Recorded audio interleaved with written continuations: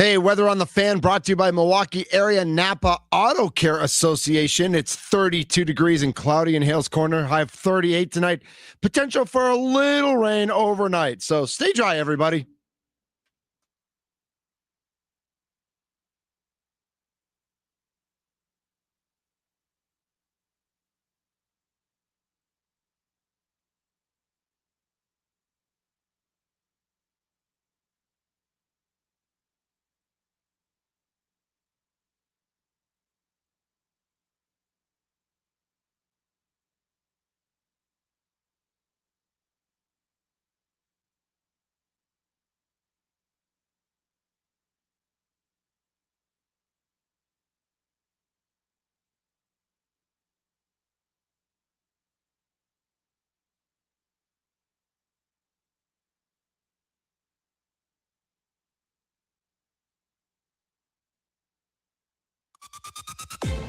A Super Bowl champion. The Green Bay Packers have won the Super Bowl.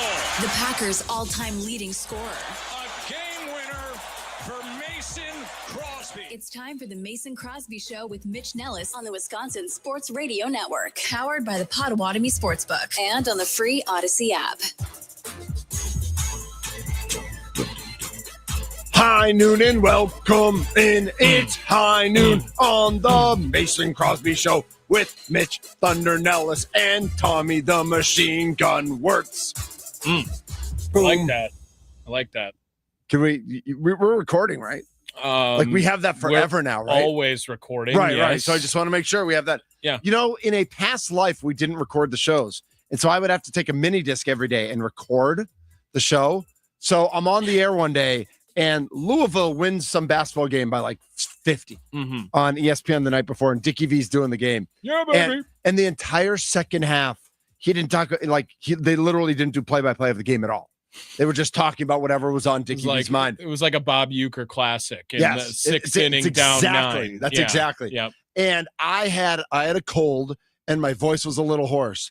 And for I did a 5-minute, the best Dickie V, I think, impression anyone's ever done my entire life. Oh, baby. And guess who didn't hit record on the mini disc that day? Oh, because man. every segment I had to hit record and then stop when the segment was over. Like how inefficient when we were small radio. Now that place is big radio. I'm sure they record everything the way we do. But it was like a tiny little mom and pop stand at the time. And I was like hitting buttons that should never have been trusted to humans. Used to be the discs, Right. Putting the carts in and I used to do that at the Shack back in Waukesha behind the Walmart, which is now somebody Power Sports or something. Like I used to have to do those discs and cut tape. And I remember my first working with the dinosaurs of Milwaukee radio. You really are. We got to get Homer in here one day. Speaking of dinosaurs, by the way, I remember my first feature was I did it was the WNBA's first ever season. Oh. So you can go, was it 96, 97? That would have been my guess. And I cut together Cheryl Swoops from the Houston Comets, I think, won the championship. And I had to splice together. We were doing an end of year show. And I got WNBA because I was low man on, Okay, we're way off the rails, but now I'm here. Now I'm here. Okay. The 8 original WNBA teams go. 1997 was the year. New York Liberty. Yes. Houston Comets. Yep. Seattle Storm. No. Okay. Detroit. No. Detroit Shock weren't in there. I don't think so. That's not what AI is telling me, at least. All right. So I have Houston and New York. Yep. Chicago. No. Connecticut. No. Connecticut Sun weren't in there. No. Oh my gosh. This is terrible. I feel like I should know this. All I know is Houston and New York because that was the finals, the first 3 years of the league. I got the Charlotte Sting. Okay. The Cleveland Rockers. Okay. Bad miss here on you. Sparks. LA Sparks. Oh, the LA Sparks, of course. Yeah. Phoenix Mercury also still Phoenix around. Mercury, yep. Sacramento Monarchs. Yes, yep. I remember them. The Utah Stars with two Z's. Two Z's, yeah, because the Jazz have two Z's. So the Stars have two Z's. What a terrible collection of cities to give the first 8 teams. Like, you don't have San Francisco in there. You don't have Chicago in there. You don't have Miami in there. But Miami doesn't have a team now, do they? I don't think they do. Wow. That's a miss, I feel like, for the league. Well, now Golden State just got a team. Right. Like, so now it's San Francisco. Cleveland's getting a team back. And they've got like 3 or 4 more teams. Portland's getting a team. They're getting a few, like 3 or 4 more teams in the next few years. Interesting. Yeah. Wow. And there was talking WNBA. Yeah. Well, it's better than talking U.S. losing, right? Oh, God. This is the Mason Crosby Show. I'm Mitch Nellis. He's Tommy Wirtz. Mike. Hump day. 414-677-1250 is the Nicolay Law talk and text line. And Tommy's answering the phone right now, and I don't want to say what I'm going to say with Tommy on the phone because I feel like it needs to be full frontal admission by me before Tommy gets to this. Yes, we know it's March Madness tomorrow. Yes, we know it's spring training. We're going to get to all those things. Mike Jocko from Madison, we're going to talk March Madness with him at 12:20. Bart Lundy, head coach of UWM, he's going to talk March Madness with us at 1. Maybe our best interview we've ever done on these airwaves. Last time we had him at State Fair. Yeah. That was awesome. That was a viral quality interview. Good. He's good. He was, absolutely. Tommy, I don't know how to say this correctly or politically correctly or sports fan correctly. I wasn't cheering for Venezuela last night, but I wasn't really cheering for the United States team either. Like, I am a passion guy. I'm a fan. I'm a fanatic at the uttermost core. Like, this is why I get in so many fights with people about, like, can I be a Boston fan and a Milwaukee fan? And I will fight till I'm blue in the face. A good friend of mine, Joey Buchholz, may his memory be for a blessing, passed away far too early a couple of years ago, wrote a book, The Baseball Polygamist, because he grew up a Mets fan and he lived in Brown Deer and he was a Brewers fan too. And he grew up when the Brewers were in the American League, and he was a hardcore Brewers fan, knew everything about the Brewers, would have loved listening to Tim Allen, would have loved you, Tommy. Yeah. But he was also the hardest core of hardcore Mets fans. His whole family, half of his family's from New York. He just couldn't. And that's me. You talk about the Celtics and the Bucks. You talk about the Brewers and the Red Sox. You talk about the Patriots and the Packers. And I'll go to the mats with anybody for all those teams. Okay? And the reason I love sports so much is I love to be a fan. I love to be a fanatic. I love to go all out. I have painted my face at Marquette basketball games, at Wisconsin Badgers basketball games, at Milwaukee Bucks basketball games. I wear the gear. I wear it proudly. I don't wear as much as I used to because I don't want to support the billionaires who don't give a crap about us fans. But when I can get my hands on something inexpensively, or I have a gift card or something like that, my first inclination is to buy gear because I want to represent the brands that I love, because I love the product on the court, even if I think the billionaires are total jackwagons and I would punch them in the face if they were in this studio with me right now.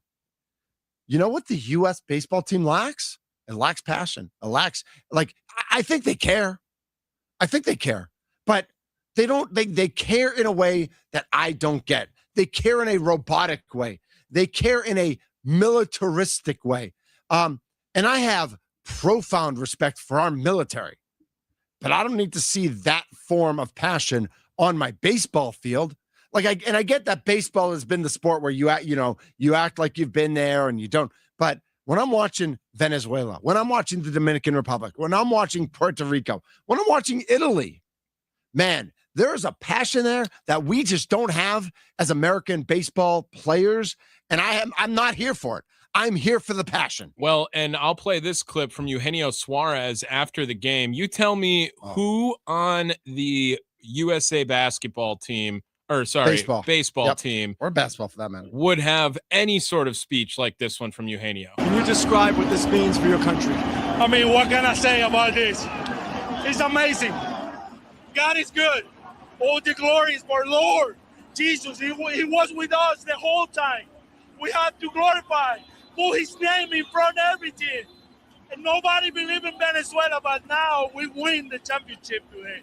And it's a celebration for all the Venezuelan country. Your go-ahead double in the 9th inning. What were you thinking when you were standing on second base? I just prayed at the time. Going to my family out there, they was happy for me. God is good, man. God is good. Eugenio, what made this team so special? the union. We are together the whole time. We're not just teammates. We are family. This team is awesome. We are family here. That's why we play with passion, with love, because we feel that the jersey, we feel our country in front of us. That's why this is a lot for us as players, as a people, as a human beings, and as a Venezuela. Now we are the champion. Eugenio, congratulations. Thank you so much. You know who's not family? The United States baseball team. Well, and on top of it, Derek Jeter with comments like this after the game. Passion's been unbelievable, and we've heard a lot of players say bigger than a World Series. Bigger than a World Series, Derek Jeter? I think the people that said it's bigger than the World Series never played in the World Series. Oh. And I think that is, and I said it, like I said it to Snide earlier this week or maybe last week, because he was saying, this was on par with the Brewers being in the World Series for him. And I said, you are on crack. Like, that is the craziest thing I've ever heard. And I hear crazy things. Maybe it's not the craziest, because I hear a lot of crazy things. But that is on the list of the craziest things. This isn't anywhere close in a million years to how I would have felt during, like, last night. To compare that to the Brewers being in the World Series, 0%, not 4%, not 12%, 0% same emotion as watching the Brewers play in a World Series. I will lose my brain when the Brewers make the World Series. I did not lose my brain last night. I watched. It was entertaining, and Venezuela was 1,000 times more fun to watch than the U.S. was. Well, and so I had brought up this topic with Tim Allen earlier today on Inside Wisconsin Sports, and God, I love you and Tim. It is such a weird. The USA and the World Baseball Classic seem to be the only team that couldn't really gain the support of the countrymen vote, right? Where Mitch, you know me, I do not care about hockey at all. I don't watch hockey. I say I'm going to watch hockey, and I never turn it on to even give it a chance. But when the USA is blasting Freebird after every single goal, and they're going on taking down Canada in a gold medal match, I wake up at 7 a.m. so I can watch that damn game. And I don't think the same thing happened with the World Baseball Classic for the United States team specifically. I watched it and was very invested in the WBC and was rooting for the USA because I'm a baseball fan. I was watching all the other games. So because I'm a baseball fan, I was more drawn to all these other teams than I was to the US. Right. Like as a baseball fan, they were more fun to watch. But they were playing better baseball. Even the Frozen Four did such a great job of getting that countryman type vote. Yes, it did. And making you invested because it was the USA and they were going up against, Ukraine. What was it? What were the countries again? Sweden, Canada, and whatever the other. It wasn't Russia. I know that much. But Finland, maybe. Finland, maybe. Probably Finland. Yeah. But regardless, like how they could not capture it from that point of view, and that's interesting to me. I'm going to throw something out about that. And in America, we love to be the best, right? Like that's our whole mantra. We're right. There's something about being the underdog. There's something about the underdog that is just, as a human, is more appealing than being the favorite. Yeah. And when you watch the basketball, right? Wemby cared. If Giannis had been on that court, he would have cared. Jokic didn't care, but Jokic just won NBA championships. But that world team cared. The U.S. players didn't care that much. They're just better, so they won. In the NBA thing. In the World Baseball Classic, the U.S. was the overwhelming favorite. They're supposed to win. There's a pressure on them. When you talk about hockey, Canada's the big bad.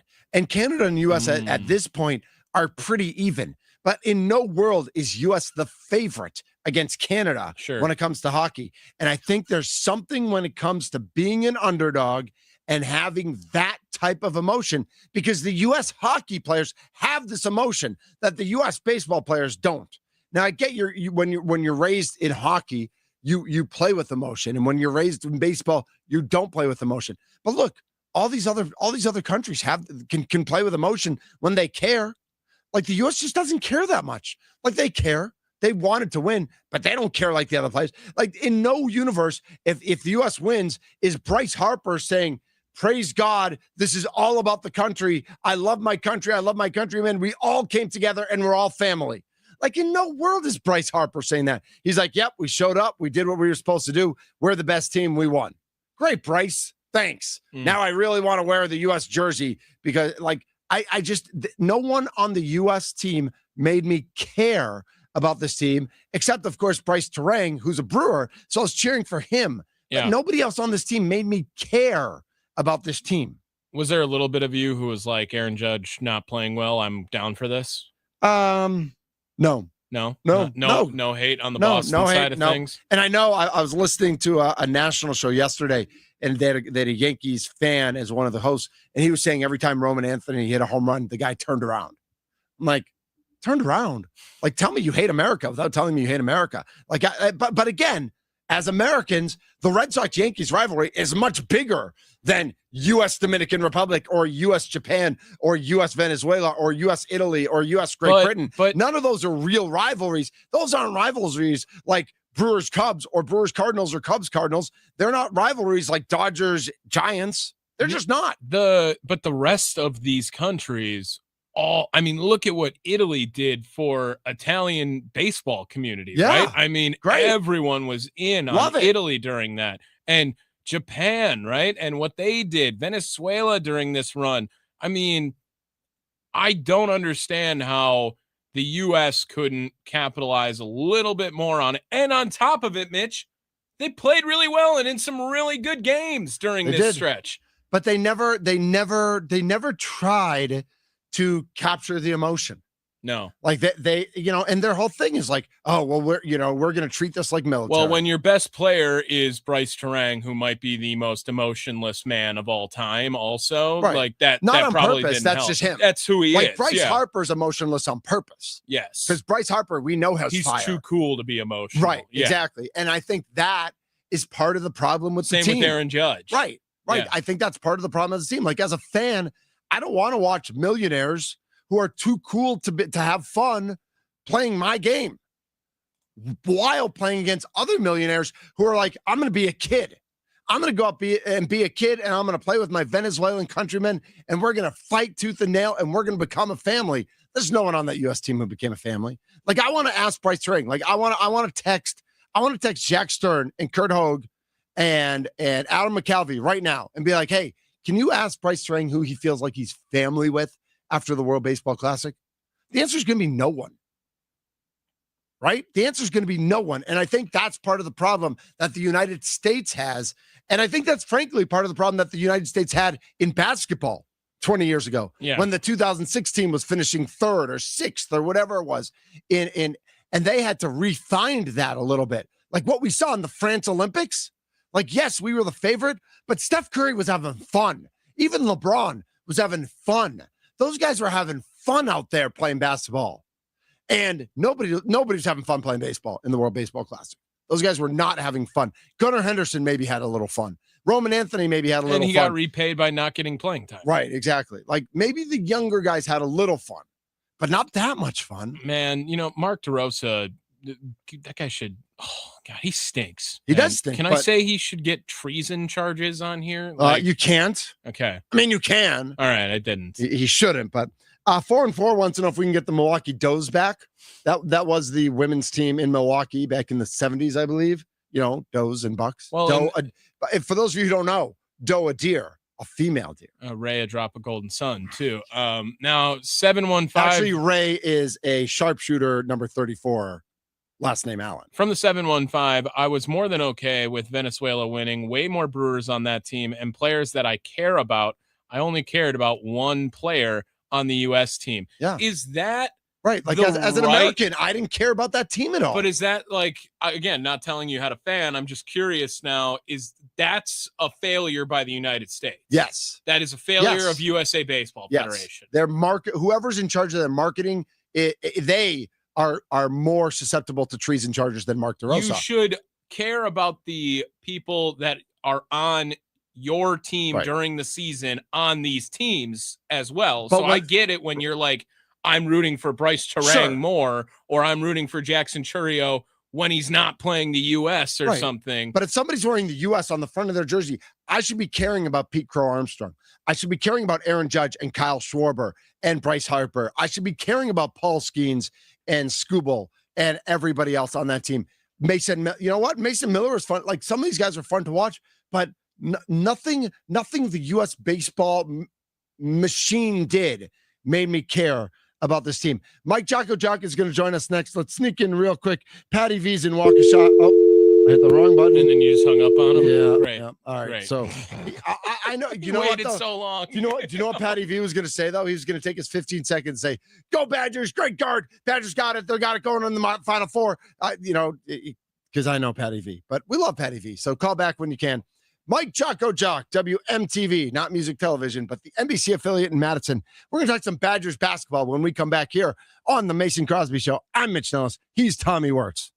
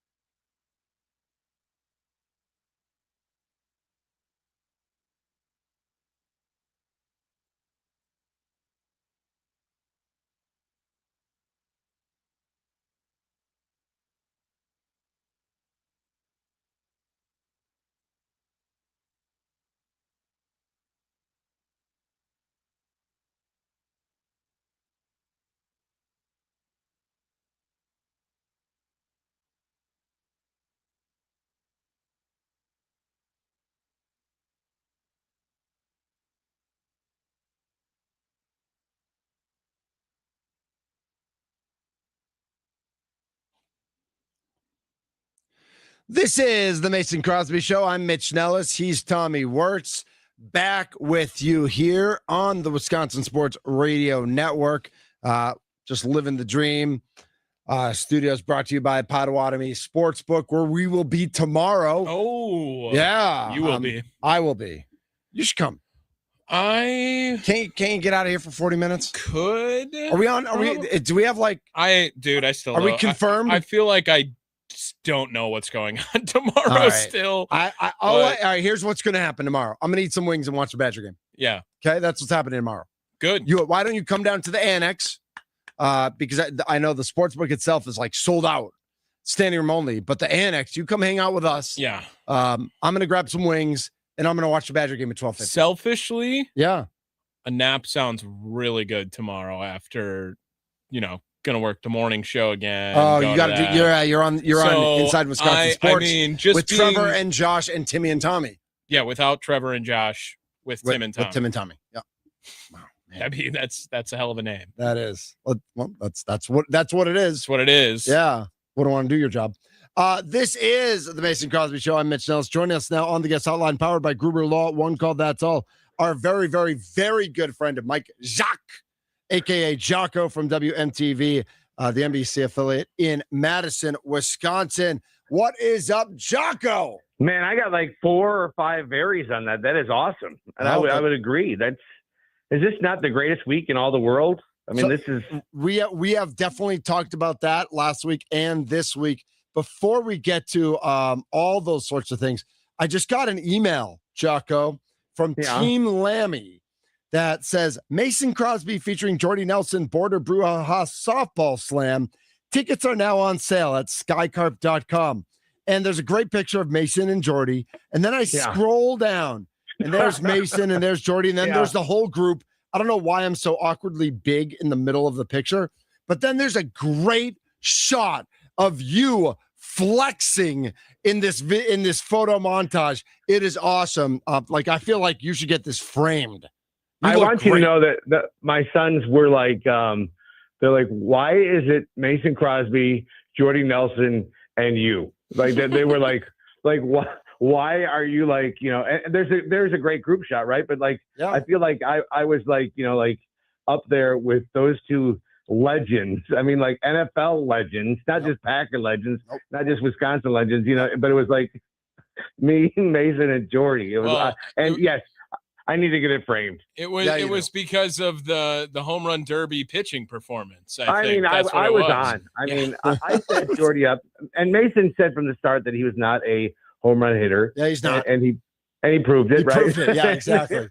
He sure did. But I mean, Jordy did. I mean, Jordy was a home run hitter, and he was hitting it out of the park like crazy. But I felt like I was putting it right where he wanted it. And you were. It was amazing. You were the sweatiest I've ever seen someone for the first time ever in met my Jocko? life. Yeah, Jocko's never a sweat beast. It was 112 on that turf for sure. But we'll get it back again. Amazing. Hopefully we get a little bit cooler day. Skycarp.com for tickets if you want to come this year. It's a blast in Beloit, and everybody should come down and have fun with Mason, Jordy, and others. I'm on green.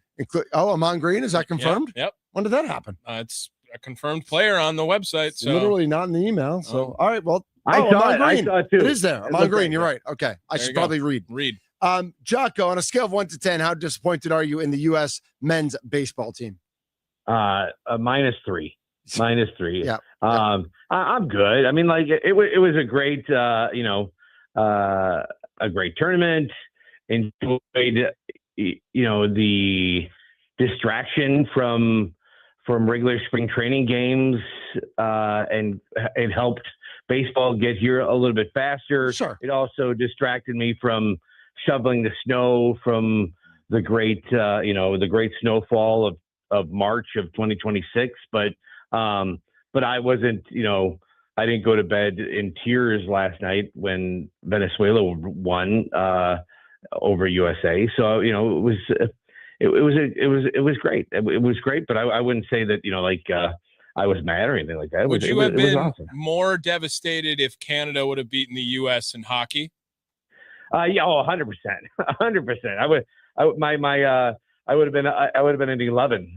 So it was this was just different. It was and now that I love baseball. I mean, I would my love for baseball, I think, it trumps the love for hockey, and I should say that, right? I love all sports, but you can say what you want. I know, but I love baseball, and that didn't excite me as much. Maybe when we get to the Olympics, that I would have been more disappointed. But just because it was like this, kind of a made up thing. I know the Venezuelans were crying. I mean, like it was a big deal for them that they had won. So of course, as it should be. It's great. It is great, but I didn't go to bed sad. I would have been pissed at the Team USA lost to Canada in overtime. I guess I wouldn't have lost sleep over it, but I would have been more upset if Italy had lost to Mexico and the US wouldn't have made the championship round. Like that would have been annoying and frustrating, because as US, we are supposed to be the dominant country, especially when it comes to baseball. Losing a one-off game to me isn't that catastrophic. Not making the final 8 is catastrophic. Right. And I'd say that I was more excited to watch how the Brewers were doing on their teams. I thought that they showed up well. And they're hitting the ball. I was more worried about like, hey, they're hitting the ball. So I mean, like, let's go, come back to camp healthy and continue to rake, and we're good. Yeah, I think that's right. Jocko, Mike Jocko Jock from NBC affiliate WMTV in Madison joining us. And we transition the World Baseball Classic over, and March Madness awaits. The Badgers get a 5 seed taking on High Point tomorrow at 12:50 in Portland, Oregon. What are your thoughts on the seed? What are your thoughts on the opponent? What are your thoughts on the location? Yeah, was it not just a couple of weeks ago that we were almost like at devastated mode, devastation, worried about Nolan Winter going down on senior night, and I was telling you guys, I think Mason was in tears. He went to bed in tears that night, and I know that you were pretty sad, and I was like, you guys, be optimistic. Jocko's always optimistic, and we said prayers to the basketball gods, and Nolan Winters seems to be okay. We haven't seen him play yet, so it could be all smoke and mirrors, but it seems like everything was okay. And the Badgers went to the Big Ten tournament in Chicago, and the Washington game was a little bit rough toward the end. They looked really good at the for just about the whole game until the end, and let Washington come back and get in the ball game and had a chance, but they looked really, really good against Illinois and really, really good against Michigan.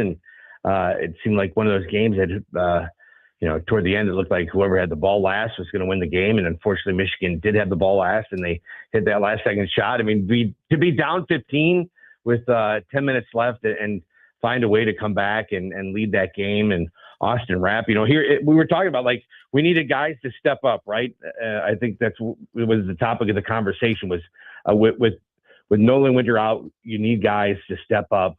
And Austin Rapp was one of the guys that we mentioned. We need him, like the Badgers needed him to step up. And that's absolutely what he sure did. He sure did. So he hit 6 3-pointers. And that's now in the back of his mind as we enter the NCAA tournament. I thought Will Garlock, the kid from Middleton, he played some quality minutes. He's played quality minutes all season long. He played some more quality minutes. He played big-time minutes in the Big Ten tournament. That will certainly help if he gets some playing time, some quality playing time in the NCAA tournament. So for both of those guys, not that Austin Rapp hasn't played a lot of minutes already, but it helped solidify him as a key component to this team. So for those guys to come in and play major factors while Nolan Winter was out, here those, now that he comes back, this team may be even better than where they were when he went out. The 5th seed was awesome, right? I mean, to go where they were going in, we thought 6th seed was almost solidified, but to play their way into a 5th seed, High Point, obviously a great team. I mean, like, you're anybody that's in the NCAA tournament, earn their way into it. And I think High Point will be a great opponent for the Badgers to face. They can certainly hit the 3-point shot. And, you always look at the 5-12 seed and you worry about that round ball going into the hole. And from 3-point land, I know they have a lot of kids that can shoot it, but you take your chances at 12:50, and I know it's 10:50 local time for those guys out in Portland. It's going to be kind of crazy to play that early, but certainly the Badgers have played 11 o'clock games before, and it always seems like the Marquette game is at 11 a.m. Sometimes for the Badgers. So right. I think they'll be used to it. So they got to train their bodies, right? So they'll be fine. So I think you look forward to it, and they'll be ready to go. The Badgers, Mitch, Mike Jocko, Jock WMTV, joining us here on the Mason Crosby Show. The Badgers opened up, Mitch. What was the number? 9.5. It's up to 10.5 right now. Wow. So there is some money going on the Wisconsin Badgers in this one, specifically for this game. Jocko, 5-12 scares me every time. And High Point, they have the same color scheme as James Madison. They have the similar play style of they're just going to try to shoot the lights out. But this Badger team, however, if they get into a shootout, do you think that benefits this Badger team more than it doesn't, Jocko? Well, I just think that, you had to bring color schemes into it even. Yeah, I know. Purple, dude. That's the crazy part about it. I mean, I think that, it just kind of depends. I mean, I think we've been saying it, since October, since they started throwing the ball out there, that the Badgers can play with anybody and they can really be beat by anybody. But this is a team that does it benefit them to get in a shootout? Well, I think that High Point's going to shoot out. I think they're going to go in there shooting no matter what, right? So the Badgers are going to be, they're going to have to be ready for it. I think that the Badgers can shoot with anybody. I think they'll want to get into it. Speaking of color schemes, I just always think of green and yellow and black and white and whatever else Oregon throws out at any given moment in their color scheme when the Badgers couldn't hit, anything in Eugene that night. Now it's like 3 weeks ago, I guess. So whenever I think like the Badgers are dominant and can beat anybody, I always think back to that night, and then it kind of scares me a little bit as long, as well as the 12-5 seed that everybody gets scared of. So, that's what scares me the most is you get in a shootout and really anything can happen, right? But I think with Nolan Winter, if the shots aren't falling, you always have Nolan Winter to go inside to. You also, Austin Rapp can hit from the outside, but you can also go inside to him too. And let's not forget about the ability of Nick Boyd to not only shoot from outside, but his ability to drive the ball and then finish with his left hand, no matter what side of the basket he's on, and whether he finishes off high up the basket, high up the glass, whatever. I think that I'm worried about the 12-5 seed, but I'm also not worried because I think the Badgers by far are a better team than High Point, regardless of the color scheme. Mike Jocko Jock joining us on the guest hotline powered by Gruber Law.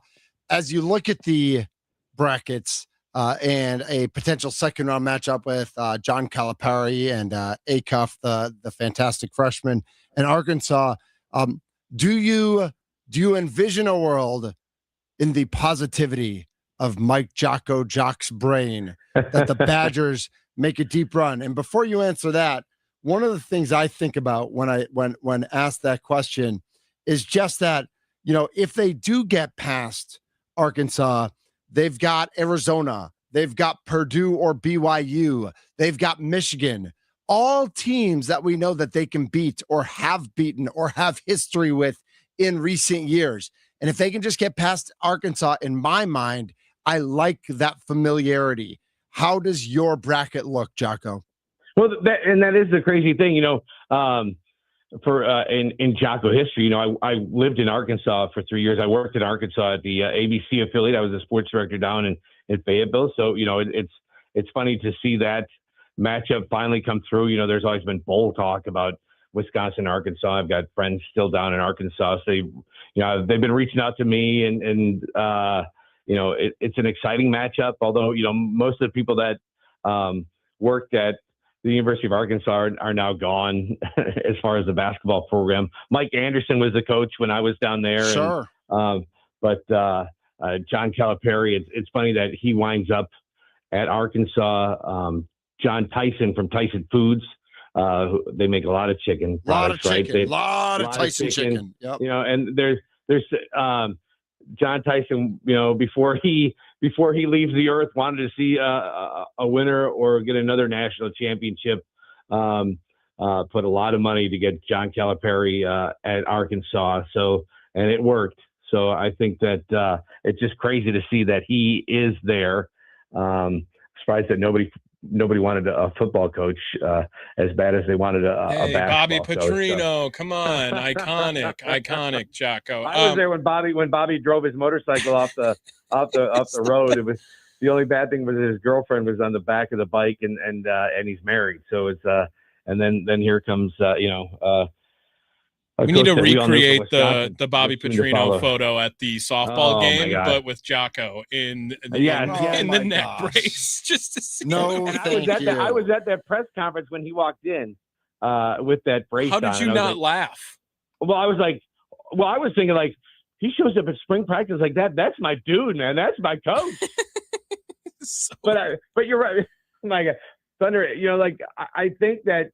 There's if they do get past Arkansas, which is a very good team, and they lead the league in dunks, and they have so many great players, including the freshman you mentioned. He's great, but it does set up as far as teams that the Badgers have history with. They've beaten Arizona many times in this tournament, and they have beaten Michigan this year, and they played them tough, just and Purdue, and it lines up like the world, the stars are aligning. That this could be a year of the Badger. I mean, like that. There's and not in years past, you're dreaming, but this team, the way they've come together since July, the way that they feed off of each other, the way that Blackwell and Nick Boyd, the way they've figured it out. I think for a while there was kind of some internal, I wouldn't call it fighting, but they were kind of, they didn't know who was going to be the scorer or who was going to be, who was going to be the leader. You know what? They kind of figured out as far as like, well, we're both going to do it. We're both going to be the leaders and we're both going to score. I mean, they're two guys that are averaging 19 points a game. They're the only Division I team that has two guys averaging 19 points a Jocko, game. how much pull do you have with the AP at the basketball side of things? Because Nick Boyd not even being honorable mention is kind of crazy. It is crazy. I have nothing to do with that. So I'm nothing to do with basketball. So I've got nothing. So nothing. But yeah, it's just dumb. I mean, the football people are really smart, most of them, right? But the ones that don't go to USC, we got it. Yeah, except for one person, right? Yes. So, but it's just the way that things have set up for the Badgers, the way that everything has come together. It could be a deep run for Wisconsin. Jocko, as we look at it as well, I mean, I was just on our 9 to noon show. And they were asking me about it. And I said, man, if I was in that locker room, all I'm saying, Jocko, is, hey, we just beat Illinois without Nolan Winter. We just took Michigan down to the wire without Nolan Winter, and they needed a 3 at the buzzer to beat us. We've got Nolan Winter now. We can compete with every team in the country. Let's go out and win 6 games. Stack that stuff, I think, is what one coach told them after the game. Absolutely. That's right. That's right. I mean, seriously, they've beaten teams, that people thought they couldn't beat. Why not continue that now? I think that this team has the potential to make a deep run. They get past these teams here in the first couple rounds, and then who knows what happens in San Jose. Well, Jocko, we're all going to be watching. Cannot wait. It's going to be exciting. I don't know if you have any words. I just gave my run through a wall speech. I don't know if you have one, but I know tomorrow at 12:50, all eyes will be on the Badgers. Yeah, I got no speech. I know that this seems like almost seems like they don't have they don't need a rah-rah speech. They just, it's like a quiet confidence, a quiet confidence, and then a Nick Boyd, how he kind of raises his hands and calls for the crowd. I mean, the 12:50 game, when it's 10:50 out there, there's gonna be like 7 people in the crowd to start off with, but it's like a quiet confidence has set this team apart all season long, and I look for that to continue for 2 wins out in Portland. Love it. Mike Jocko Jock, you can watch him on WMTV in Madison, sports director, follower of all things. We'll talk next time we talk. We'll probably talk some Brewers. We'll probably talk some Packers. Draft coming up. We got all sorts. There's never a dearth of things to talk about. So Jocko, thanks so much for jumping on today. All right, love you guys. Love you too, buddy. Later. Love you too. Love you. I love how. Oh, Tommy, you're. I didn't know if you were going to go with the love you, because at first you just went later, and then you decided to go love you. I said it. You did. I meant it too. Proud of you, man. I'm proud of you for saying it out loud and for meaning it. Yeah. It's not always easy to say. Good for you, man. It just slipped out. Sometimes that's. This is the Mason Crosby Show. I'm Mitch Nellis. He's Tommy Wirtz. Plenty more to get to. Bart Lundy at the top of the 1 o'clock hour. We're going to talk March Madness from a coach's perspective and transfer portal and NIL and all the fun things that Bart gets to deal with on a day-to-day basis. This is the Mason Crosby Show.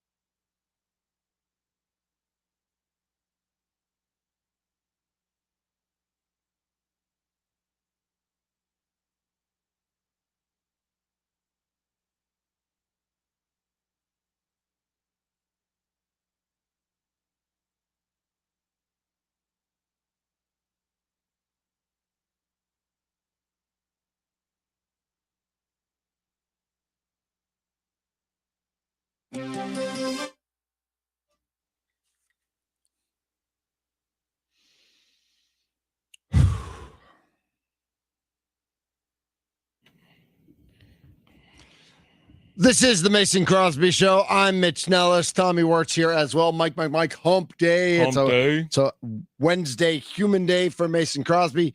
Tomorrow we'll all be at Potawatomi, or I will be with Rami and Kuhn. John Kuhn and Steve Sparkenheimer Pfeiffer. Sparkles. Sparkenheimer? Sparkenheimer's good. Sparkenheimer Sparkles. No. You got to come up with a fun nickname for his thing today. I'll do the same for Chuck. For his thing? You know, the video stream. Yeah. I just usually go with Tommy. Can I just call him Tommy? Everyone's Tommy. Yeah, I think I'm Tommy today, aren't I? Got a quick minute here. Luke Fickell, Doc Rivers, Chris McIntosh, Giannis, Garrett Mitchell, the recent ad, AJ Green, Jimmy Haslam, concession prices and quality at Pfizer, Brandon Woodruff, Shaka Smart, Mason Crosby. Well, Mason's still on it. He's just never gonna get off. I mean, do your show until he brings up he is on Thunder Watch. He stays on Thunder Watch. I agree. Yes. I like that. Yes. All right. Oh man. I don't know if I got Greg Gard. Get through the first weekend. You want to put Greg Gard on? Anybody you want to take off? Yeah. Brandon Woodruff. I don't think so. All right, Greg Gard. You're on the list. Until we know for sure that Brandon Woodruff's in the starting rotation, right? Got Greg Gard. All right, Greg Gard, get through the first weekend. He is Tommy Wirtz. I'm Mitch Nellis, a.k.a. Thunder. We are the Mason Crosby Show. Bart Lundy coming up next here on the Mason Crosby Show. Potawatomi Sportsbook tomorrow, Annex.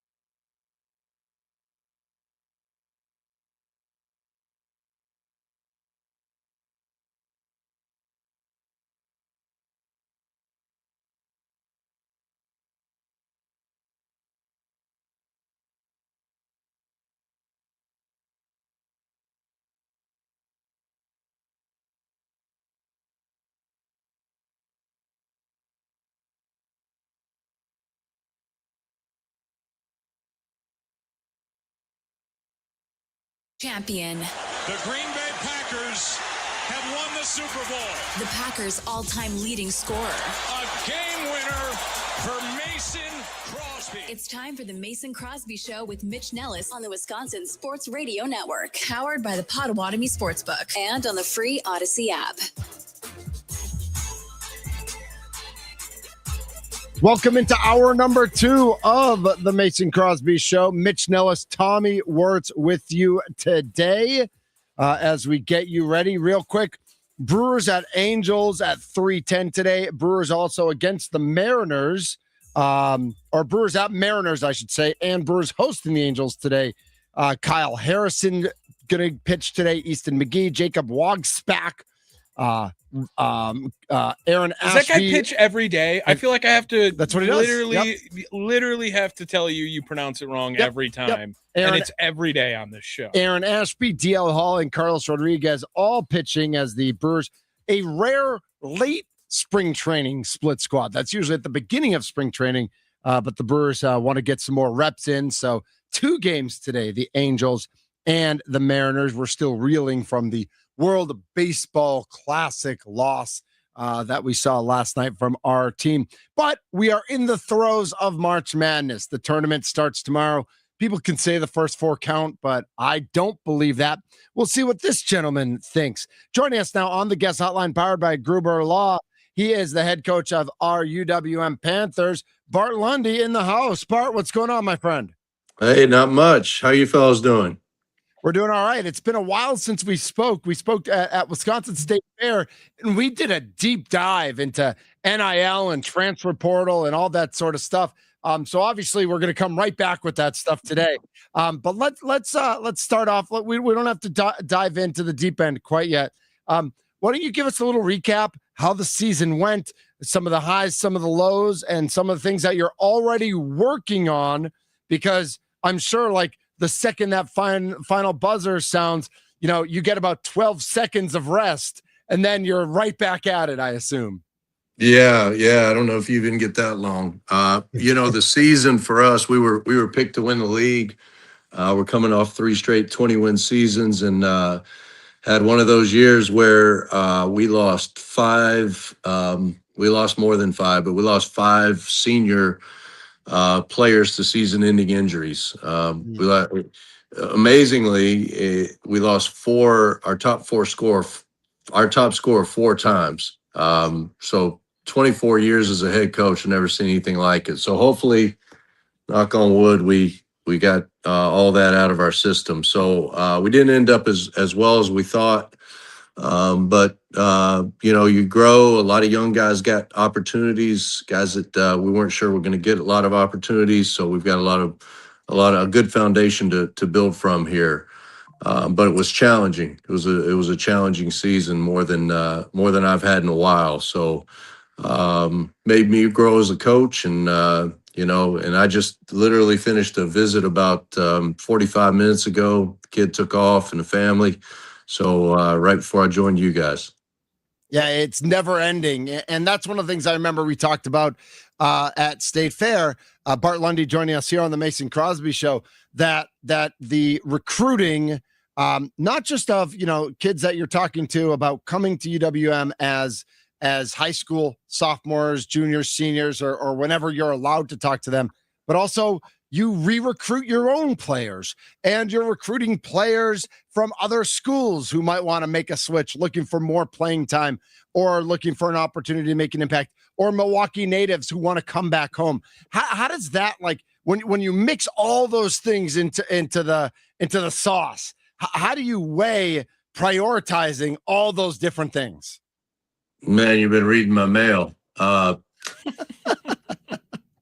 I literally had this conversation with my athletic director this morning. Go back to your first part of it, re-recruiting your own players. So, when you're recruiting a player, you do Zoom with the family and the people involved and the periphery people. And now you have to do that with every player every year. And so you're literally re-recruiting or recruiting 15 spots. And that's much different than it used to be. You had a conversation at the end of the season. You want to, here's your growth pattern. Usually they came back. Now you don't know if they're coming back, and you got to, re-recruit. And you literally re-recruit, go through the whole process again. And so it's exhausting in that way. And then I think for us, we're trying to make the cornerstone pieces fall. It's kind of like building a house. You want to get the foundation pieces, in place, and then, start to build around. And I think we've got a good foundation. Trying to get the kitchen filled out, and a good front door, and hopefully a roof. We need a big guy, so we need a roof. Bart, I have a question for you in regards to that. Do you ever find yourself collaborating with other coaches in the Horizon League for tactics to help re-recruiting in that way, or at least copy? Maybe you don't want to directly. I feel like you and Doug on the phone together probably wouldn't go as well. So I just want to make sure. Doug and I are cool. We're good. Okay. Yeah. Doug's a Milwaukee kid. Doug's a Milwaukee. No, I would, but I would, but they all lie. They all lie. So what are you spinning on players? That's a lie. That's a lie. Right. Exactly. So no, we do. We do a little bit of collaborating between it. The Horizon League actually does seem like a lot of coaches are all about the league. And how important is it to be all about the league when you are playing mid-major D1 basketball? It is. I think now we pick each other's players off, so I don't know how much we're for each other, but we are for the league. I think we all have similar stories and similar tracks that we're going through. Some have more funds than others, and we're all jealous of certain guys that have more. But I do think the struggle is the same. My two best players last year are the two best players at Central Florida now. And, you can look around the league and you can find that on all those teams. So we're going through the same challenges, and we do collaborate. We do talk to each other, and, what are you guys doing with this? How are you retaining guys? And so we do help each other, but, they do lie. I mean, I'll be honest with you. That's awesome. Well, we need to get your tactics up here to throw in smoke and mirrors. Who's the biggest liar in the league? Come on. Oh, nobody's listening. Campy, no, Campy's maybe Campy. He's my favorite. He's my favorite coach, so I can throw him under the bus. So, nice. Bart, now let's get into the big dance, right? With that being all about the league, do you find yourself like looking at that Wright State Virginia game and hoping that Wright State can maybe knock them off with a big kind of upset or make a little run in there, and it's only ever positive for the league? Because it sure feels like, well, they're damned if they do, damned if they don't. They're not supposed to win that game. And if they do, like, all their players are going to be gone next year, it feels like. Yeah. I mean, I'm gonna pull for the Horizon League. You get to this time of the year and you got so many connections. Like, I've known Ryan Odom and his dad for a long, long time. I was at Queens. Ryan was the head coach at Lenore Ryan. His son, they lived right down the street from me in Charlotte. So you always have all these connections, but when Oakland beat Kentucky a couple of years ago, they beat us in the Horizon final, and then beat Kentucky that first round. I think when those things happen, you get to see how good the Horizon League is. One, you get everybody gets a boost in reputation.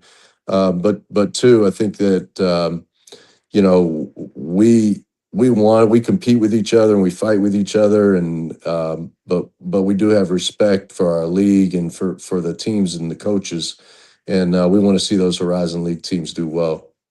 Nice. Bart Lundy joining us on the guest hotline, powered by Gruber Law. One call, that's all. Well, as we do when we talk to somebody, we jump onto their Wikipedia page, and I had somehow buried this in the back of my mind. I feel like when Tommy pointed it out to me, I was like, oh yeah, I remember you spent a bunch of time at High Point, and High Point obviously is playing the Badgers. Now it's been a while. It's been a few years since you were at High Point, but you had some successful seasons there. 19-win season, 22-win season down there at High Point.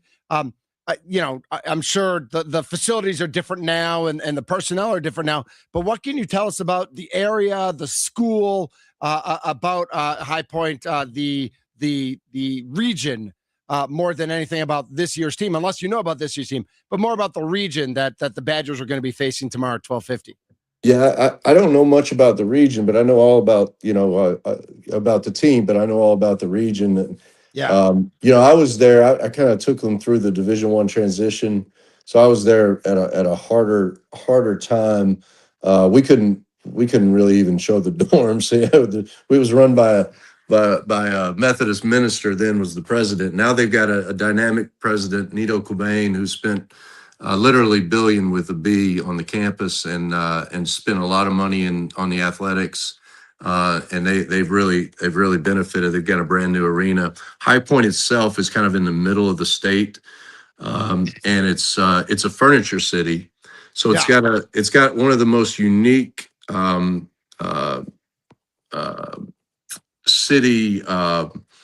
The way the city is set up. So the downtown has all this unused furniture showroom space that, except for twice a year, is completely empty. So it's one of the most unique economies you'll ever see. And then for those 4 weeks, but 2 weeks in the spring, 2 weeks in the fall, they have the High Point Furniture Market. So it literally is the furniture capital of the world. And people from all over the world come in, they show their furniture, buyers come. I would always rent my house. Everybody rented their house because there's not enough hotel space. So it's really kind of a cool little place. And the university's really made big strides, and this helps it.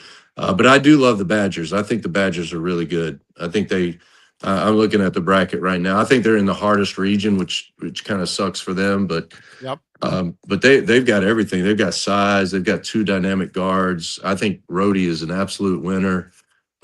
So I like the Badgers' chances, but High Point's the 12-5 seed. That's always a tough one. Well, and I mean, that actually might benefit the Badgers this year, Bart, being in the top. Like, it always feels like they play up to opponents and then they might play down to other ones. I mean, look at what they did against Michigan twice this year, playing them down to the wire with a win. Also, they beat Illinois twice. I mean, is it maybe a benefit to be in there if you are the Badgers, seeing how they played this last year and now what their bracket is in 26?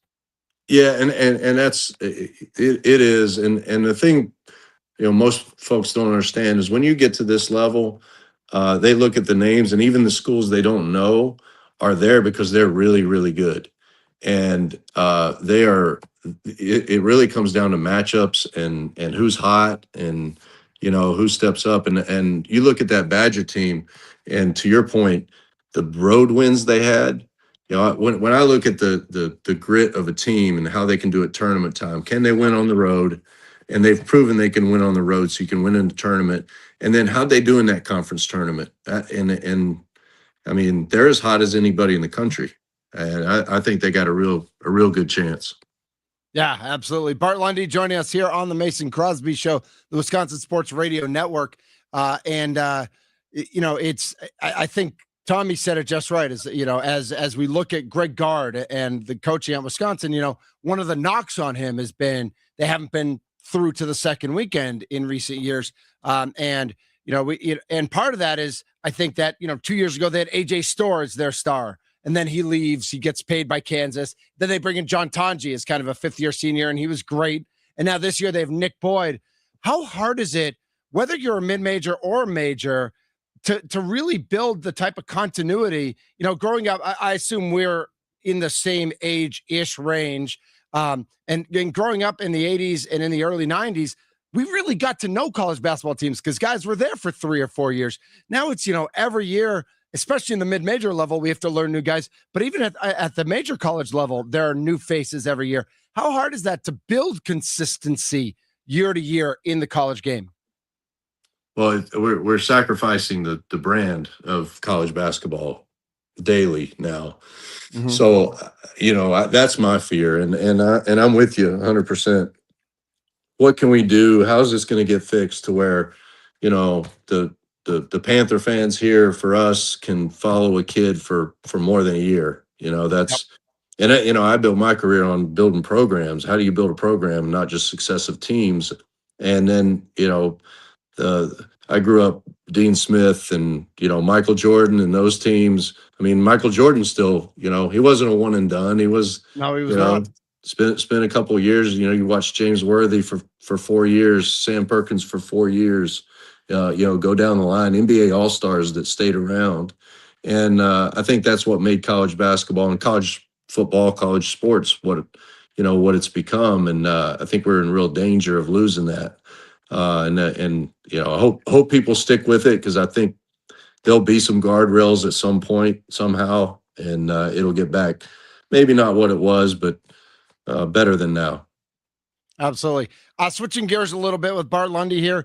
Did Doug, did he pay for that table or the mic stand or something? Like, did he have to replace that? Was there anything there that had, and just so you know, we're statewide on the Wisconsin Sports Radio Network, and Doug does join our morning show weekly during the season. And so, we like to poke fun at him a little bit. Did he send over a fruit edible arrangement, fruit basket, anything? Well, they said I broke a camera the year before, so I think we're even on nice. on the payments. We'll just call it even. But I never seen a guy lose a game and call 2 of his own press conferences. That's what I want. That's nice. I like that. Well, tell us a little bit about that rivalry. And I'll take you back to being at the UWM Arena or Mecca, whatever we called it, back in, I want to say 93, when Tony Bennett was there, and I think young Jeff Nordgaard was there, and UWM had Craig Green and Mark Mitchell and a bunch of those players. And man, this place was sold out, standing room only, and these teams hated each other. And UWM they weren't even in a conference at the time. They were still an independent trying to get into a conference. What does the rivalry of UW Green Bay mean to the state? But then really, what does it mean to these two schools that they're in the same conference and they play each other 2 times a year?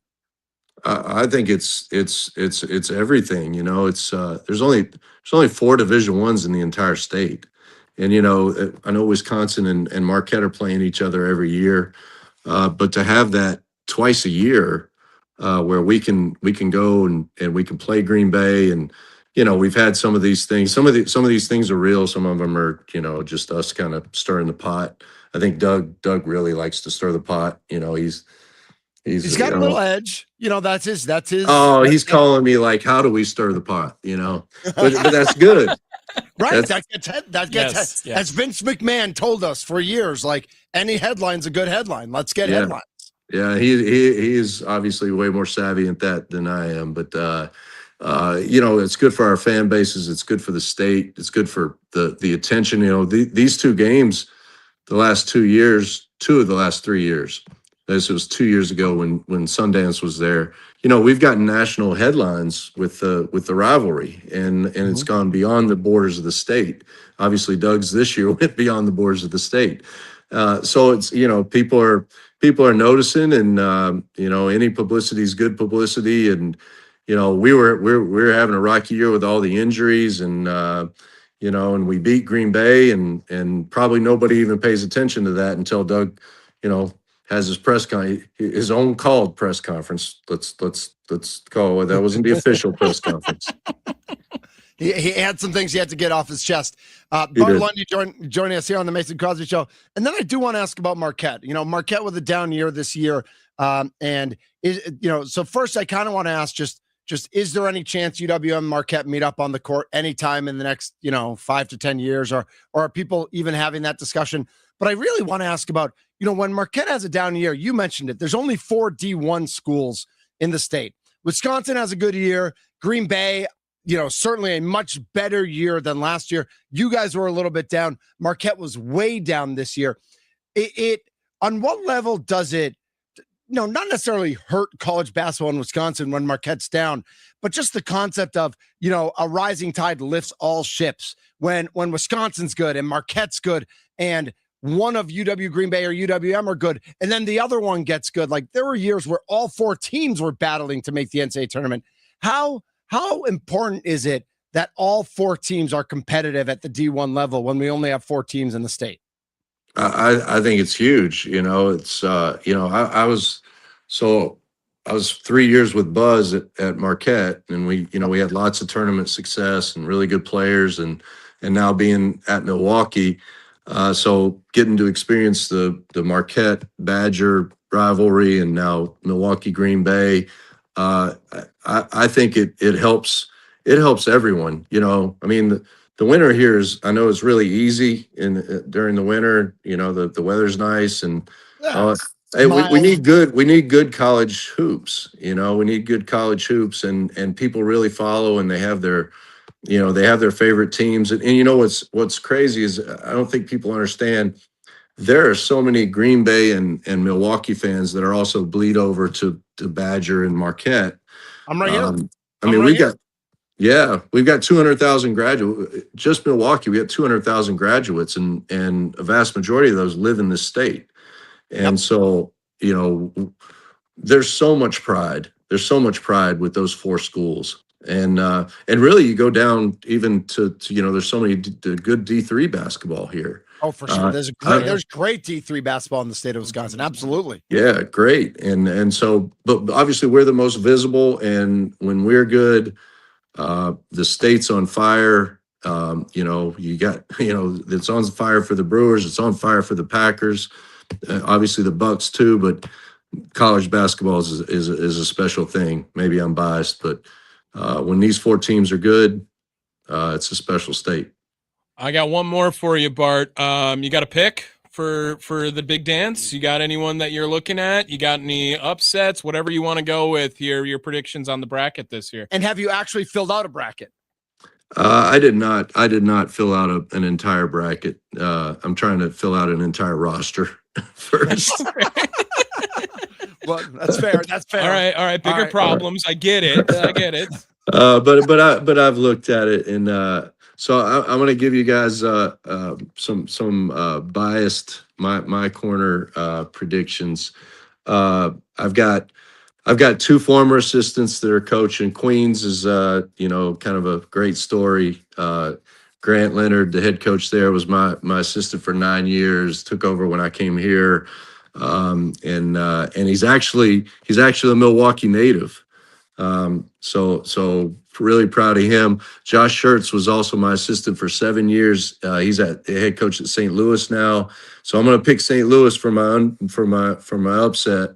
Nice. Also in that same bracket, like Akron, we've played them the last 2 years. I think they're way better than people think. When you get to the Final Four, I'm gonna give Wisconsin the nod in the Final Four. Greg Gard's gonna bust through. Okay. It's gonna go all the way to legendary status here. And then so much fun. Yeah, it would be. And I like Iowa State. I just think they guard. Yeah. They really with all their Wisconsin guys on the team. You mean Wisconsin, Iowa State? Yeah, Pewaukee State. Yes, I got you. Yeah. Yeah, we need all those bounce backs at Milwaukee. We do. Yes, we do. Yeah, we do. They've been well coached. I went to UNC Pembroke out of high school and college, and that's where Kelvin Sampson's from. I know his whole family, known him a lot of my life, and I'm gonna pick Houston. And then Michigan State in that other bracket. I think Duke's a little beat up. And then, going to have to go with Houston. Okay. All right. Get some revenge after last year. Yeah, I like it. Yep, absolutely. Yeah. Well, Bart, thank you so much for jumping on. We always love catching up with you. Let's make it a little more frequent moving forward, because I think UWM deserves it. I know you deserve it. And college basketball in the state of Wisconsin deserves it as well. So thanks so much for jumping on, and good luck on the recruiting trail. Real quick, anybody who are you recruiting today? No, I'm just kidding. You're not like that. Relax. I'm just kidding. I'm trying to keep them home. But we like to hear that. Right. We like to hear that. And do you get up to the high school state tournament at all this weekend? Like, is that on your radar at all? Or no, I'm not going to be in town, but some of our guys are going to be there. I've been to a lot of the games leading up to this weekend. So got it. But no, I'm not going to be able to make it this weekend. So that should be great though. Should be good. Yeah, should be it's always tournament. A blast there at the Cole Center. Just like I was up at the Rush Center last weekend. My daughter plays on the JV team for Whitefish Bay. And They won the championship, so that was a lot of fun, of course. Whitefish Bay girls won it, right? That's right. We sure did. It was awesome. Yeah. Yep. Yeah. So, Bart, thank you so much for jumping on. We will definitely talk to you soon, and travel safe, recruit strong, and we'll talk to you soon. Yeah, my pleasure. See you. All right, see you later. Bart Lundy, head coach, UWM Panthers. Like I said this at State Fair, and I feel like I can say this again. Like, I feel like he and I are friends. Like, I think we should go grab, like, I don't know if he drinks coffee or soft drinks or just water. He's probably in much better shape than I am. So you said soft drinks and water. Yeah. Of all 4 D1 coaches, best one to have a beer with, Bart Lundy. Yes. 100%. Yeah. Doug might get a little crazy. Right, Doug's getting Doug is fun, but you're getting crazy. Shaka probably doesn't even drink beer. Right, Shaka's like a little too mellow. Yeah, and Greg's just Greg. Like Greg will be fine. Greg will be nice. Greg will be fun. But like Greg's just Greg. He's just even he's. I was literally gonna say Greg's just Greg. Yeah, like you said the words. Like, I mean, come on. So Grant Leonard, the head coach at Queens, grew up in Milwaukee. He went to Martin Luther High School is that Greendale? I believe it's Greendale or Greenfield. Yes. Yeah, it's either Greendale or Greenfield. Might be Greenfield. Martin Luther High School. He coached for 1 season as an assistant at Shorewood, and then went to Washington College, which I don't even know. That's not Wash U in St. Louis. I don't know what Washington College is, but has been a lower level college assistant since then. And now he's been at Queens as an assistant, started in 2013. Now since 22, the head coach. Might have to reach out to Grant Leonard and get him on the show. Well, Bart's the best. Bart's great. Bart's great. Yeah. I do want to be a fly on the wall when he and Doug get together, because like I have a feeling like they love each other and hate each other. So like I would love to hear those conversations. But our thanks to Bart Lundy jumping on the guest hotline, powered by Gruber Law. One call, that's all. We are the Mason Crosby Show, live from the Wisconsin Sports Radio Network studios, powered by the Potawatomi Sportsbook. And remember, make plans tomorrow to watch college basketball with John Kuhn, Rami Makloff, me, Mitch Thundernose, and Steve Sparkenheimer Pfeiffer. Tomorrow we'll be at the Potawatomi Sportsbook Annex from 9 to 5, broadcasting live. Potawatomi bet above the rest. It's going to be an absolute blast tomorrow. So make your plans. You're watching the games anyway. You're taking a half day. You're playing hooky. Come over to the Annex at the Potawatomi Sportsbook. This is the Mason Crosby Show.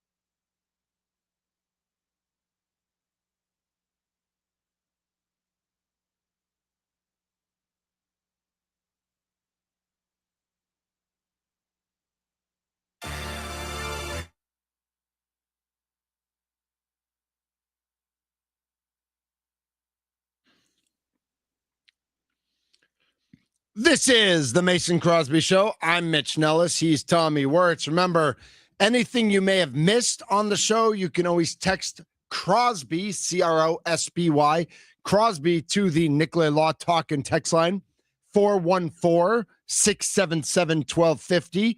If you missed Jocko earlier today, or if you wanted to hear all of Bart Lundy, maybe you tuned in halfway into the interview just now. If you want to listen to the whole thing, just text Crosby, and then you can listen to the show. You can listen to segments, because we are wherever you are. So wherever you listen to your audio, wherever you listen to your podcast, you can find the Mason Crosby Show. You can find it live and you can find it recorded. So however you want to listen, maybe you go to the gym at 11 o'clock at night. You go to Anytime Fitness and you want to listen to the Mason Crosby Show from 11 to 12:30 or whatever it is. You go right ahead. You listen to it then. You can tune in that way. So wherever you listen to your audio, your podcast, we are there as well, the Mason Crosby Show. Or you can text Crosby, Crosby, to the Nicolay Law Talk and text line, 414-677-1250. We're going to get to Patty V coming up. He just called in. And while we get there, I'm going to throw this out to you, Tommy. Okay. Do you want Jayden Reed to be on the Packers this year? Or do you want to trade him? And if you want to trade him, what position do you want to trade him for? Okay. Think about that as we go to the phone lines, 414-677-1250. Patty V, you are up. Thank you so much for holding earlier. Thanks for calling back. What do you got for us today, Patty V? You got it, Thunder and Tommy. I just couldn't be on before Jocko. What a Wisconsin Badger institution. Stud. He is an absolute stud, right, Patty? I remember saying hi to him at Badger hockey games, seeing him at football games during the Alvarez epoch, as I like to call it. Absolutely. He's the best guy.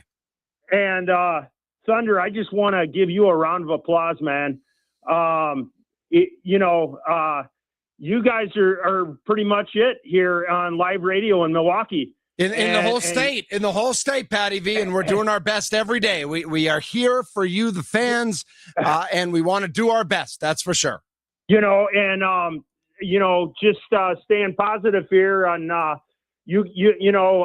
remember back in the day, Thunder, you and Homer. Yes, Homer sir. gave me the nickname Patty V, and that's speaking right. of that, Dickie V was back on the True TV last night with Sir Charles. Yes, he was. And Brian Anderson. Yep, they're doing a great job. So Patty, what do you have for us today? I just love your show. Wanted to just call in and say that it's great to be talking to Thunder again. The Badgers, baby. I echo Bart Lundy, man. Wow, Final Four. I can see it happening. Gardo taking the reins and continuing on from William Francis, Bo Ryan, baby. And I'm just looking forward to it. I think it's going to be a great run. And just sit back and enjoy it, fellas. Patty, go Badgers, baby, win it all. Go Badgers, baby, win it all. Patty, thank you so much for the call. I love that enthusiasm. I love that passion. You know who didn't have that passion? The U.S. baseball team. Too easy, right? That was a layup. That was a layup. The passion that Patty V has for the Badgers, the passion that we have for the Badgers, U.S. baseball just didn't create that passion, and that kind of stinks. But I want to get back to the question, Tommy, I threw out to you. Yeah. And I know I heard on 9 to Noon, they were talking, would you trade Jayden Reed straight up for Devon A-Chain, which the Dolphins have come out and said he's off the table. Which I would also like to say, yeah, duh.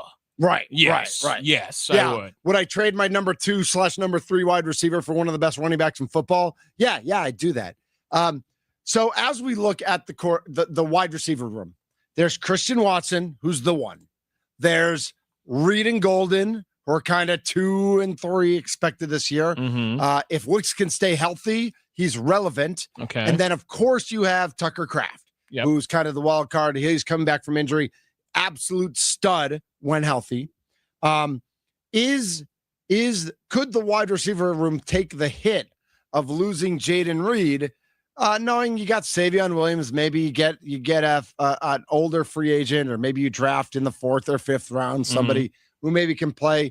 Do you need to hold on to him to make that wide receiver room hole? And if you were to look to deal him, is there a specific position you'd have in mind that you think would make the most sense for the Green Bay Packers? So one of my first takes, I think, ever on this radio station was talking about Jayden Reed and how he should be a focal point in this offense for the Green Bay Packers with Steve Sparky Pfeiffer on the Green Bay football postgame show. Yep. Like I said, I think it was after the first or second game, because remember that Eagles game against Jalen Hurts in Brazil. Yep. He was awesome, and then he was good the week after. Yep. Then they stopped using him after that. Correct. I'll admit when I was wrong. I don't think Jayden Reed is that valuable to this Packers team as far as being a number one option on the offense, right? I think that you could see a scenario where Christian Watson is the number one option. You can see a scenario where Tucker Kraft is the number one option. Hell, I think there's a bigger scenario that Matthew Golden is a number one option in year 2 than Jayden Reed being that guy. With that being said, what do you trade him for? I mean, a corner, I guess. Yeah. If there's any available corners out there, I would love to see that room get a little more shored up. I don't think that they really need a Devon Achane on this team. I think it would help. Don't get me wrong, but I wouldn't. They've already given up so much draft capital for Micah Parsons over the last 2 years. And is it worth sending your second round pick and Jayden Reed to get Devon Achane? Maybe, but he's off the board. So we just take him out of your mouth. Go Will Smith and Jamie Foxx on this one. Yeah, get his name out of my mouth. Name out of your mouth. I don't like, is there a Max Crosby deal where it happens? Yeah, sure. Okay, I do it. I do it. Let's go back to that cornerback concept though. 414-677-1250, 414-677-1250. Is Jayden Reed on the trading block if you were Goody? You're Goody. Are you looking to upgrade other parts of the Packers roster by putting Jayden Reed on the trading block? Jayden Reed and a 2 and something else for Max Crosby. Does that work? I mean, you probably got to give up the next first round pick too after that. Which that's going to be tough to do, to give up 3 number 1 picks. The Rams are doing it. I know. You're right. John Kuhn, I know earlier today, said that his biggest desire for this team is edge. He sees whatever's going on with LVN and Sorrell and Oliver as not good enough on the other side of Micah, and with Micah missing probably the first month of the year. Brandon pushed back a little bit talking about cornerback, and if you upgrade cornerback, that helps they're kind of a symbiotic relationship, the way the cornerbacks and the edge work. If your edges are better, your cornerbacks get covered up for. If your corners are better, your edges have more time to make a bigger impact. I don't hate the idea. 414 writes in, Sky Moore? Is Sky Moore in that conversation in the wide receiver room? No. I don't really think he is. I know he had some catches years ago with Kansas City, but he's really been a returner the past couple of years. And yeah, he'll be out there. He'll be out there for, 10, 15 snaps a game, maybe 5 to 10 snaps a game. I don't expect him to have an impact in that wide receiver room. So who would you look at? And before you're even looking at anything, is Jayden Reed a guy you would have on the trading block? Or do you think that when he's healthy, he's a safety valve for Jordan Love? He's a guy who can make a big play, but also can make that catch underneath for a first down.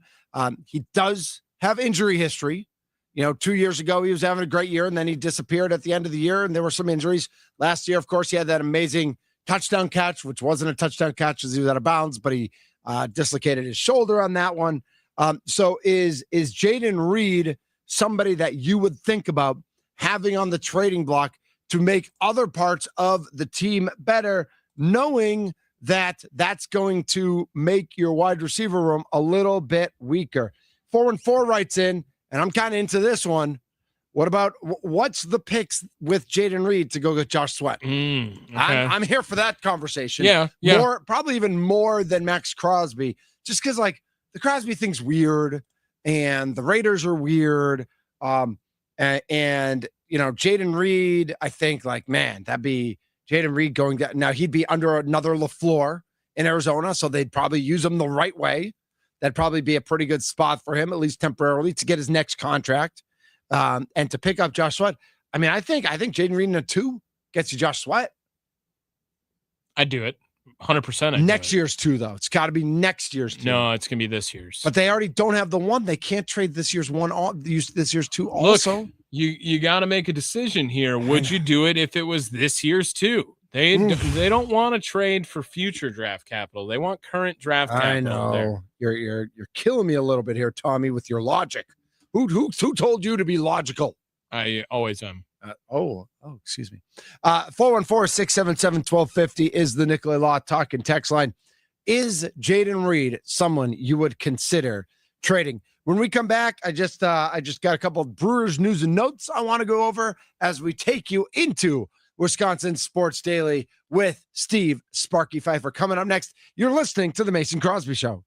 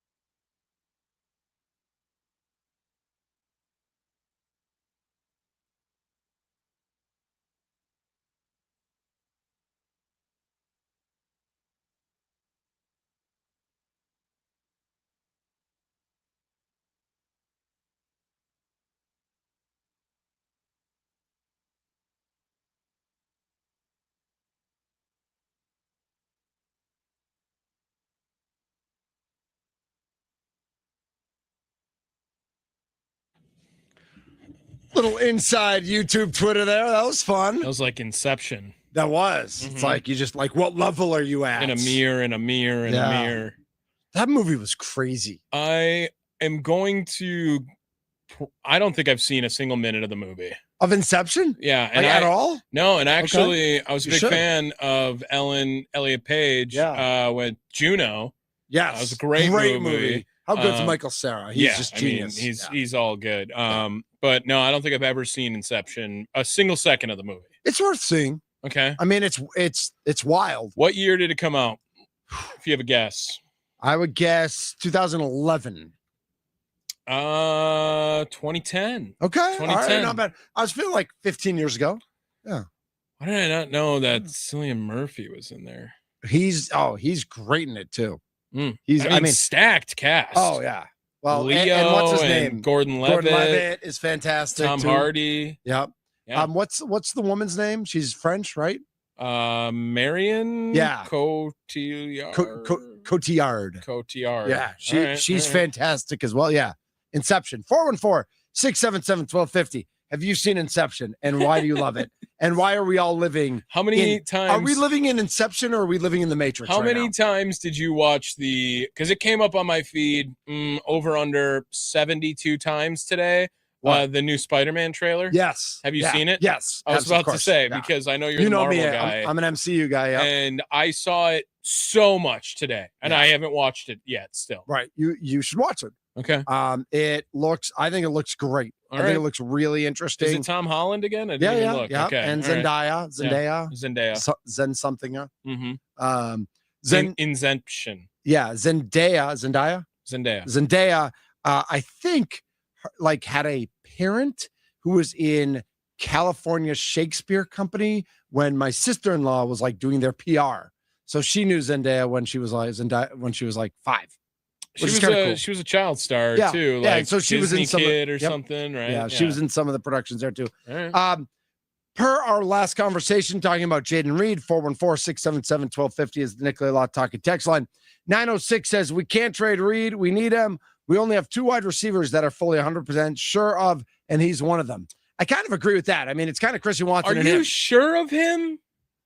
I'm sure of him when he's healthy. I am sure of him when he's healthy. I'm just not sure he stays healthy.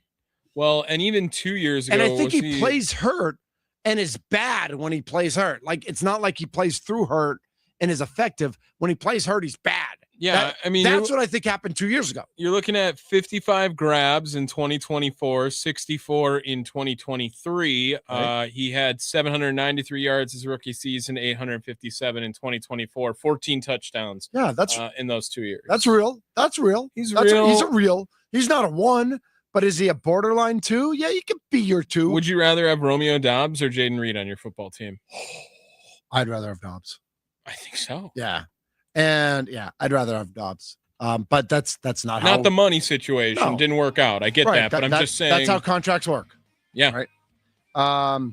Brewers got a couple games starting in an hour. Bucks lost last night, but Cleveland actually had all its all-stars and the Bucks fought. And all I want them is to not embarrass themselves. Don't lose by 30. And they didn't.